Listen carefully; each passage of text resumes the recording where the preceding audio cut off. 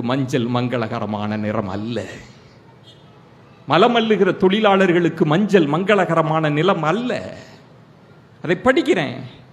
என்னடா இப்படி ஒரு சமூகம் நம் கண்முன்னே வாழ்ந்து கொண்டிருக்கிறதே, ஒரு சாதியில் பிறந்ததற்காக வாழ்ந்து கொண்டிருக்கிறதே. அந்த நாவல் என்னை அசைத்து பார்க்கிறது. அப்படியே அந்த அந்த நாவலில் இருந்து அப்படியே கொஞ்சம் கொஞ்சமாக அப்படியே உள்ளுக்குள் அப்படியே போகிறேன். நீங்க கவர்மெண்ட் ஹாஸ்பிட்டல் எல்லாம் பார்த்திருக்கலாம், மருத்துவமனைகளில் பார்த்திருக்கலாம். குழந்தை பிறந்த பிறகு அந்த குழந்தையை சுத்தப்படுத்தி நம் கைகளில் கொண்டு வந்து கொடுப்பார்கள். குழந்தையை கொஞ்சுவோம்.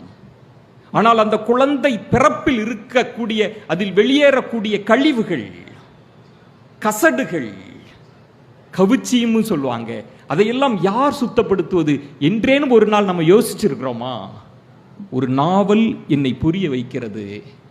அந்த நாவலை படித்து அந்த குழந்தைகளின் அந்த முதல் முறையாக அந்த குழந்தைக்கு அந்த தலையிலே மலச்சட்டியை சுமக்க வைக்கிற போது அந்த குழந்தையின் சலனம் இருக்கு இல்லையா, என்னை அசைத்து பார்க்கிறது. அந்த நாவலை படித்து முடிக்கிற போது என் கண்களிலிருந்து தாரை தாரையாக கண்ணீர் வடிகிறது.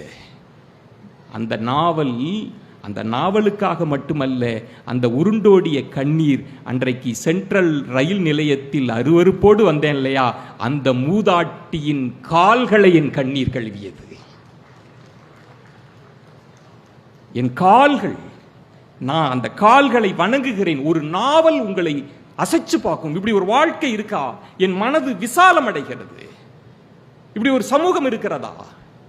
பிற நாடுகளில் தொழிலாளர்கள் பிரிக்கப்பட மாட்டாங்க, தொழிலை பிரிப்பாங்க.